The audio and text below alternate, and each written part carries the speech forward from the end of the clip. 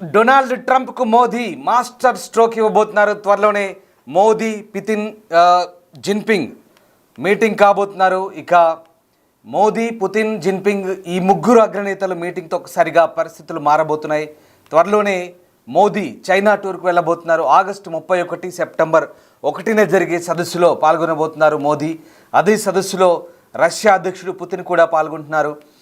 గుల్వాన్ ఘటన తర్వాత మొదటిసారి చైనా టూర్కు వెళ్తున్నారు ప్రధాని మోదీ. ఇప్పటికే రష్యాతో భారత్ స్నేహాన్ని ఓర్చుకోలేకపోతున్నారు ట్రంప్. రష్యాతో భారత్ చమురు కొనుగోళ్ల డీల్పై ట్రంప్ తీవ్ర అసంతృప్తితో ఉన్నారు. ఈ క్రమంలో భారత్పై 25% సుంకం విధించారు. సుంకాన్ని మరింత పెంచుతామంటూ ట్రంప్ బెదిరిస్తున్నారు. అలాగే చైనాపై భారీ సుంకాన్ని కూడా అమెరికా విధించింది. రష్యా చైనాపై తీవ్ర వ్యతిరేకంగా ఉన్నారు ట్రంప్.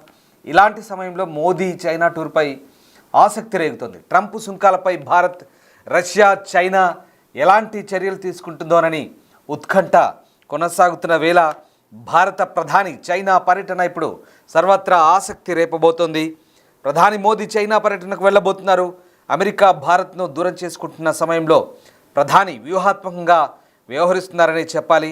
ముఖ్యంగా ఇటు రష్యా, చైనా, భారత్ ఈ మూడు ప్రపంచంలో అత్యంత బలీయమైన ఆర్థిక శక్తులుగా ఎదగబోతున్న క్రమంలో అగ్రరాజ్యంగా వెలుగొతున్నటువంటి ట్రంప్కు పెద్దన్న పాత్ర వహించాలనుకుంటున్న ట్రంప్కు ఇదొక రకంగా షాక్ అనే చెప్పాలి. ఇక భారత్ మంచితనాన్ని ఆసరగా చేసుకొని పన్నుల పేరుతో బెదిరిస్తున్న ట్రంప్కు షాక్ ఇచ్చేందుకు ప్రధాని మోదీ రెడీ అయ్యారు. ఇప్పటికే రష్యాతో స్నేహం వదులుకునేది లేదని ఇండియా స్పష్టం చేసింది. ఇప్పుడు చైనాతోనూ సన్నిహితమవుతుంది. ప్రధాని మోదీ ఇక SCO సమ్మిట్ కోసం చైనాకు వెళ్ళబోతున్నారు. గల్వాన్ ఘర్షణ తర్వాత మొదటిసారి భారత ప్రధాని బీజింగ్ యాత్రకు వెళ్తున్నారు. సో మోదీ ఆగస్టు 31 నుంచి సెప్టెంబర్ 1 వరకు తన చైనా పర్యటన కొనసాగబోతుంది. టియాన్జిన్లో జరిగే షాంఘై సహకార సంస్థ SCO సమ్మిట్లో పాల్గొనేందుకు చైనా సందర్శించబోతున్నారు. ఇది 2020 జూన్లో గల్వాన్లో భారత్ చైనా సైనికుల మధ్య జరిగిన హింసాత్మక ఘర్షణ తర్వాత మొదటి పర్యటన. ఈ ఘర్షణలో 20 మంది భారత సైనికులు కనీసం 4 చైనా సైనికులు మరణించారు. దీని తర్వాత భారత్ చైనా సంబంధాలు తీవ్రంగా దెబ్బతిన్నాయి. మోదీ పర్యటన ఈ రెండు దేశాల మధ్య సంబంధాల్లో మెరుగుదల జరిపే అవకాశాలు కనిపిస్తున్నాయి. మెరుగుపడే ఛాన్సెస్ అయితే క్లియర్గా కనిపిస్తున్నాయి. సో 2020 జూన్ 15న లడాఖ్లోని గల్వాన్ లోయలో line of actual control LAC వెంబడి భారత చైనా సైనికుల మధ్య జరిగిన ఘర్షణ 45 సంవత్సరాల్లో రెండు దేశాల మధ్య మొదటి తీవ్ర ఉద్రిక్త ఘటనగా నిలిచింది. దీంతో భారత్ 20 మంది సైనికులను కోల్పోయింది. ఆ ఘటనలో చైనా అధికారికంగా 4 సైనికుల మరణాన్ని ధృవీకరించింది. ఈ ఘటన ద్వైపాక్షిక సంబంధాలను చారిత్రక స్థాయికి అంటే చాలా తక్కువ స్థాయికి దిగదార్చింది ఆ సంబంధాలను. దీని ఫలితంగా భారత్ చైనా యాప్లపై నిషేధము, పెట్టుబడులపై కఠిన నియంత్రణలు, రెండు దేశాల మధ్య నేరుగా విమాన సర్వీసుల రద్దు వంటి చర్యలు తీసుకుంది. ఈ ఘర్షణ తర్వాత రెండు దేశాల LAC వెంబడి ఉద్రిక్తతను తగ్గించేందుకు పలు దఫాల సైనిక దౌత్యపరమైన చర్చలు అయితే జరిగాయి. కానీ ఇప్పుడు భారత్, రష్యా, చైనా ఈ 3 దేశాలు కనుక కలిస్తే ఖచ్చితంగా అమెరికాకు ఇది పెద్ద దెబ్బని చెప్పాలి. ఎందుకంటే ఈ SCO సమ్మిట్కు ఇప్పటికే Bharat, China, Russia, Pakistan, Iran ఇతర సభ్య దేశాల నాయకులను ఒక వేదికపై వచ్చే అవకాశం ఉంది. ఇది ఉగ్రవాదం, వాణిజ్యం, కనెక్టివిటీ, ప్రాంతీయ భద్రత వంటి అంశాల సహకారాన్ని ప్రోత్సహిస్తుంది. సో మోదీ ఈ సమ్మిట్లో పాల్గొనడం ద్వారా ఒకే దెబ్బకు 2 పిట్టలన్నట్టుగా అటు పాకిస్తాన్ను కూడా ఎండగడతారు ఉగ్రవాదానికి సంబంధించి. అలాగే మరోవైపు ఇటు మిత్ర దేశాలను కలుపుకునే ప్రయత్నం చేస్తూనే అమెరికాకు షాక్ ఇవ్వబోతున్నారు. సో ఆ రకంగా ప్రధాని మోదీ చేస్తున్న ఈ ప్రయత్నాలన్నీ కూడా నిజంగా ఒక రకంగా అమెరికాకు షాక్ అని చెప్పాలి. ముఖ్యంగా టారిఫ్ల నెపంతో బెదిరింపులకు దిగుతున్న అమెరికా అధ్యక్షుడికి ఇది గట్టి షాక్ అని చెప్పాలి. అగ్రరాజ్యానికి ఇండియా ఇవ్వబోతున్న ఒక హెచ్చరికగానే భావించాల్సిన పరిస్థితి అయితే మనకు కనబడుతుంది. సో మొత్తం మీద భారత ప్రధాని చైనా పర్యటన ఇప్పుడు ఆసక్తిని రేపుతోంది. ప్రధాని కంటే ముందే విదేశాంగ మంత్రి జైశంకర్ చైనా చేరుకోబోతున్నారు. ఆయన అప్పటికే చైనా నాయకులతో సమావేశమవుతారు. తర్వాత ప్రధాని నేరుగా ఈ షాంఘై ఆర్థిక సహకార సంస్థ సమావేశానికి ఆయన హాజరు కాబోతున్నారు. సో ప్రధాని దాదాపు 2-3 రోజుల పాటు చైనాలో ఉండబోతున్నారు. ఈ నేపథ్యంలో అనేక ద్వైపాక్షిక అంశాలపై ఇరు దేశాల మధ్య చర్చలు కూడా జరగబోతున్నాయి. సో ఆ రకంగా ఈ సమావేశానికి చాలా ప్రాధాన్యత ఉంది. ఎస్సీఓ సమ్మిట్ దేశాలైనటువంటి రష్యా, పాకిస్తాన్, అలాగే మధ్య ఆసియా దేశాల నాయకులతో కూడా ప్రధాని మోదీ చర్చలు జరుపుతున్నారు. ఇక డైలాగ్ పార్ట్నర్స్ టర్కీ, అజర్బైజాన్ ఈ సమావేశానికి హాజరుపై భారతదేశం కొన్ని అభ్యంతరాలు వ్యక్తం చేస్తుంది. ఆ దేశాలు పాకిస్తాన్కు మద్దతు తెలిపినందుకే భారత్ ఈ రకమైన వైఖరిని అనుసరిస్తుంది. ఇక ఇది కీలకంగా ఈ సదస్సులో మారే అవకాశం కనిపిస్తుంది. సో ఆ రకంగా చైనా ఆతిథ్యం ఇస్తున్న ఈ సదస్సులో వివిధ దేశాల అధినేతలు, అంతర్జాతీయ సంస్థల ప్రతినిధులు పాల్గొనబోతున్నారు. ఈ పర్యటన ద్వారా భారత్, చైనాల మధ్య దౌత్య సంబంధాలు కాస్త మెరుగుపడతాయని, సరిహద్దు ప్రాంతంలో శాంతి సుస్థిరత నెలకొల్పడానికి దోహదపడుతుందని నిపుణులు అభిప్రాయపడుతున్న పరిస్థితి కనబడుతుంది. సో మొత్తం మీద ప్రధాని మోదీ జరిపే ఈ పర్యటన ఇప్పుడు ఆసక్తి రేపుతోంది. సో టియాన్జిన్లో జరిగే ఎస్సీఓ శిఖరాగ్ర సమావేశానికి ప్రధాని మోదీ హాజరు కాబోతున్నారు. చాలా సంవత్సరాల తర్వాత భారత ప్రధాని చైనా పర్యటన చేయబోతున్నారు. 2019 తర్వాత జరిపే పర్యటన బహుశా ఇదే. ఇక ఈ నేపథ్యంలోనే అటు అమెరికాను కూడా కట్టడి చేసే అవకాశం అయితే కనిపిస్తోంది. ముఖ్యంగా అమెరికా అనుసరిస్తున్న వైఖరి భారత్ విషయంలో టారిఫ్ల దెబ్బ చూపించి భారత్ను లొంగ తీసుకోవాలని అమెరికా చేస్తున్న ప్రయత్నాలకు కాస్త ఇప్పుడు బ్రేక్ పడే అవకాశం అయితే కనిపిస్తుంది. ముఖ్యంగా ఈ మూడు దేశాలు కూడా, ఇటు ఇండియా, రష్యా, చైనా, ఈ మూడు దేశాలు కూడా ప్రస్తుతం ఆర్థికంగా చాలా ఎదుగుతున్న దేశాలు. ముఖ్యంగా అగ్రరాజ్యానికి ధీటుగా చైనా ఆర్థిక వ్యవస్థ ప్రపంచంలో చాలా బలీయమైంది. రష్యా కూడా ఆర్థికంగా గట్టి పట్టున్న దేశం. భారత్ ప్రపంచంలో ఆర్థిక వ్యవస్థలో ఇప్పుడు టాప్ 5లో ఉంది. ఈ నేపథ్యంలో టాప్ 3లో కూడా వచ్చేందుకు భారత్ ప్రయత్నాలు చేస్తుంది.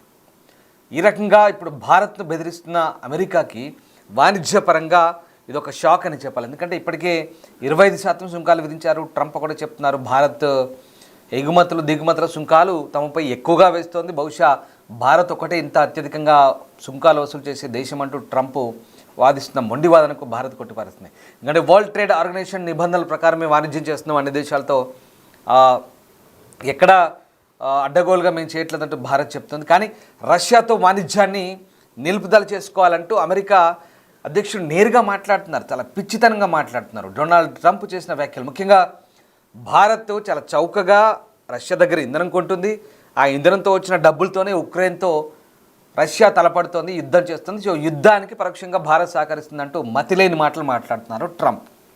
ఈ వాదనను భారత్ తోసిపుచ్చింది. భారత విదేశాంగ శాఖ, భారత ఆర్మీ వరుసగా ప్రకటనలు చేసింది. అలాగే వైట్ హౌస్లో జరిగిన ప్రెస్ మీట్లో విలేకరులు అడిగారు, మరి మీరు రష్యా నుంచి మీరు యురేనియం కొంటున్నారు, ప్లూటోనియం కొంటున్నారు, ఫర్టిలైజర్స్ కొంటున్నారు, పలాడియం కొంటున్నారు, మరి మీ సంగతి ఏంటి అంటూ అప్పుడు విలేకరులు మీడియా సమావేశంలో ట్రంప్ను అడిగినప్పుడు, అవునా నిజమా నేను చెక్ చేసి చెప్తానన్నాడు. అంటే ఇక్కడే నాలుక మడత పెట్టాడు.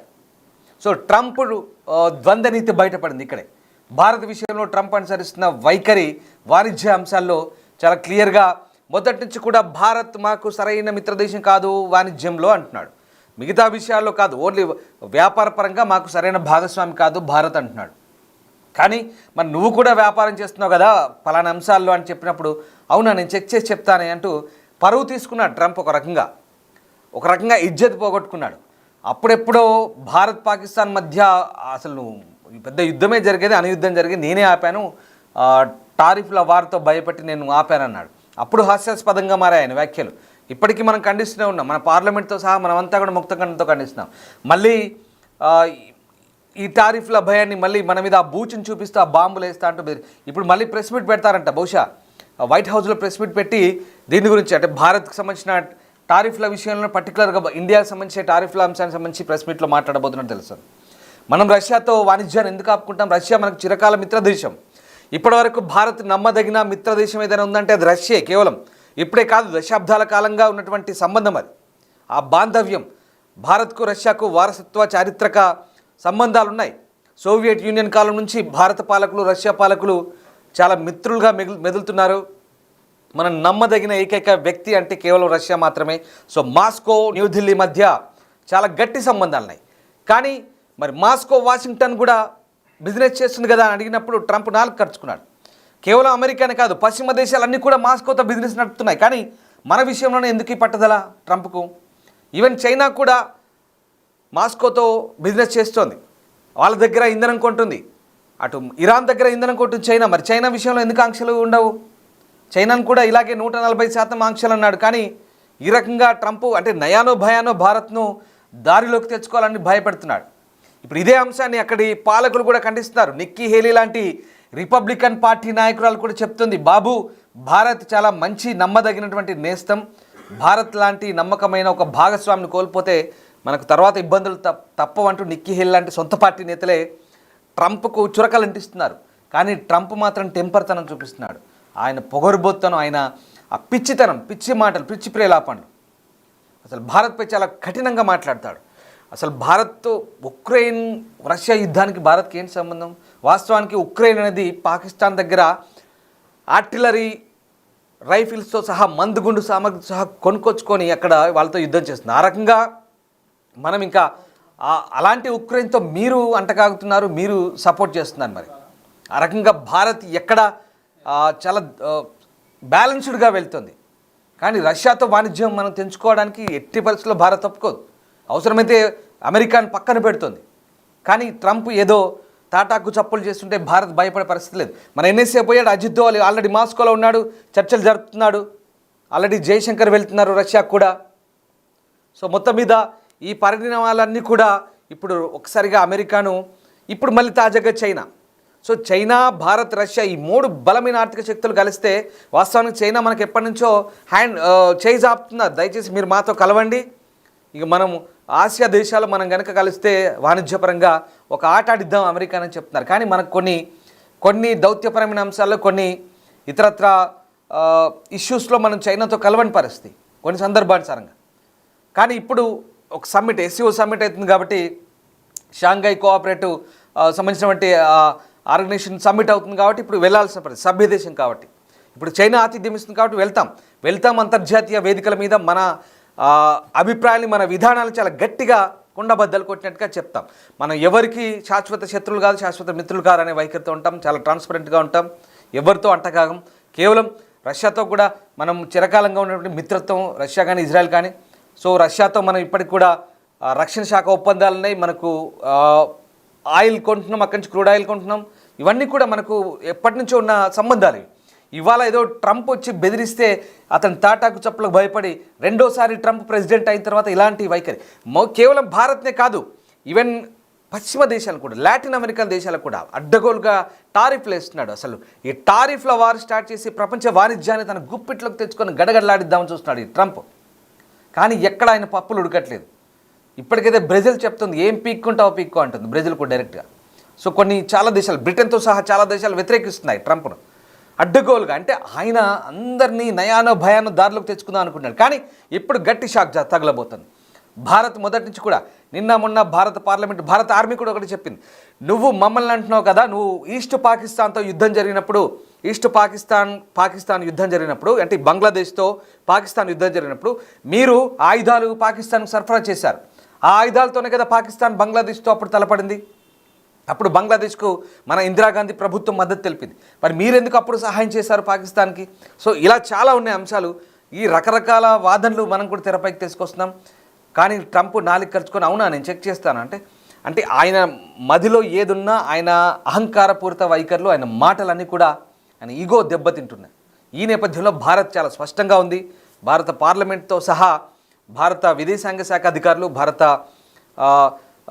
ఇతరత్ర వ్యవహారాలు చూసినటువంటి అన్ని అంశాల పరంగా కూడా రక్షణ శాఖ సంబంధించిన అధికారులు కూడా చాలా క్లియర్గా కొట్టిపారేస్తున్నారు ట్రంప్ వైఖరిని. ఎక్కడ భారత్ ఏ అంశాల పరంగా, ఎక్కడ కూడా ఏ విధాన పరంగా కూడా ఎక్కడ కాంప్రమైజ్ అయ్యే ఛాన్స్ లేదు, ఇక్కడ కనపడుతుంది చాలా క్లియర్గా. సో ఇప్పుడు ట్రంప్కి అయితే ఇది ఒక చురక లాంటిదే. సో చూడాలి మరి రష్యాతో చైనాతో జరిగే సమావేశం జీర్ణించుకుంటారా ట్రంప్, ఏం చేయబోతుంది? దానికంటే ముందు ఇప్పుడు ట్రంప్ ఇంకా ఏదో ఒక సమావేశం పెట్టబోతున్నారు. బహుశా టారిఫ్లు అంటాడు. నాకు తెలిసి టారిఫ్లకు సంబంధించి మనం ఫార్మా ఎగుమతులు చేస్తాం కాబట్టి వాళ్ళు దిగుమతి చేసుకోవడానికి అడ్డగోలుగా సుంకాలు వేసే ఛాన్స్ అయితే కనిపిస్తుంది క్లియర్గా. సో ఫార్మాకు సంబంధించి ఇప్పటివరకు ట్రంప్ కనుక అడ్డగోలుగా సుంకాలు వేస్తే వాళ్ళ ప్రజలు నష్టపోతారు. ఒక్కొక్క మందు, ఒక్కొక్క మెడిసిన్ కొనాలంటే చాలా ఖరీదైనవి మారుతాయి. ఖరీదైన వస్తువులు ఆ మెడిసిన్ కొనడానికి అమెరికన్స్ ఇబ్బంది పడతారు. తిరిగి అక్కడే ప్రజలు వ్యతిరేకత వ్యక్తమయ్యే పరిస్థితి వస్తుంది. దాదాపు 250% వేస్తాడని వార్తలు వస్తున్నాయి అంతర్జాతీయ మీడియాలో, మన మీద టారిఫ్లు వేస్తారని. సో అదంతా సాధ్యమయ్యే పని కాదు. సో ఏదేమైనా ట్రంప్ చేసే బెదిరింపులకు భారత్ ఎక్కడ భయపడే ప్రసక్తి లేదు. సో మనం ఎవరితో ఎలా ఉండాలో అలాగే ఉంటున్నాం. అలాగని ఆ బీజింగ్తో అంటగాగే పరిస్థితి మనకు లేదు. అక్కడ కూడా మనం వెళ్ళిన తర్వాత చాలా అంశాల పరంగా మనం విభేదాలు ఉన్నాయి చైనాతో, అవన్నీ కూడా తేల్చుకుంటాం. అవన్నీ కూడా చాలా గట్టిగా ద్వైపాక్షిక అంశాల ద్వారా గట్టిగా నొక్కి చెప్పి అవసరమైతే హెచ్చరికలు జారీ చేసి విదేశీ గడ్డలపై కూడా అక్కడి నుంచి వాళ్ళకే స్పష్టమైన సంకేతాలు ఇచ్చి వచ్చేంత సత్తా మోదీకి ఉంది, భారత్కు ఉంది, భారత ప్రభుత్వానికి ఉంది. సో చూడాలి మరి భారత్ భవిష్యత్తులో ఇంకా ఎలాంటి పర్యవసానాలు జరగబోతున్నాయి. ముఖ్యంగా డొనాల్డ్ ట్రంప్కు ఇది బహుశా డొనాల్డ్ ట్రంప్ ఇక జీర్ణించుకోలేడు. ఇటు మోదీ, పుతిన్, జిన్పింగ్ కలుస్తాడంటే, ఈ ముగ్గురు కలుస్తున్నారంటే ట్రంప్కు చుక్కలే. బహుశా తిన్నది కూడా అరగదు, జీర్ణించుకోలేడు. అంతటి మూర్ఖత్వమైనటువంటి ఆలోచనలు ఉంటాయి ట్రంప్కి. సరే, మనమేదో ఇతరులను టార్గెట్ చేస్తూ మనం ఏదో ఏకమవ్వడానికి కాదు, మన దేశ ప్రయోజనాలు మనకు ముఖ్యం. అలాగని ఇంకొకరిని టార్గెట్ చేస్తూ ఇంకొకరిని ఎక్కుపెట్టి మనం ఏ రకమైనటువంటి స్వప్రయోజనాల కోసం మనం ఎక్కడ ఏ అంశాల వారిగా కూడా అంతర్జాతీయంగా మనం ఏ దేశాన్ని ఒక రకంగా టార్గెట్ చేసే పరిస్థితి లేదు. భారత్ ఎప్పుడు కానీ తటస్థ వైఖరితో ఉంటుంది, అందరితో మిత్రదేశంగా మెలుగుతుంది. అందుకే భారత్ అంటే అందరికీ ఇష్టం. చూడాలి మరి ట్రంప్ ఏ రకంగా ఈ అంశంపై స్పందించబోతున్నారు, రేపు జరగబోయే భవిష్యత్ పర్యవసానాలకు సంబంధించి. ముఖ్యంగా భారత్ మాత్రం వెరీ క్లియర్. ఈ అంశాలన్నీ కూడా మనం ఎక్కడికి వెళ్ళాలో ఏది చేయాలో అది చేయడం ద్వారా అంతర్జాతీయ సమాజానికి, మరీ ముఖ్యంగా అగ్రరాజ్యానికి అమెరికాకు ఇదొక హెచ్చరికలాగే మారబోతోంది.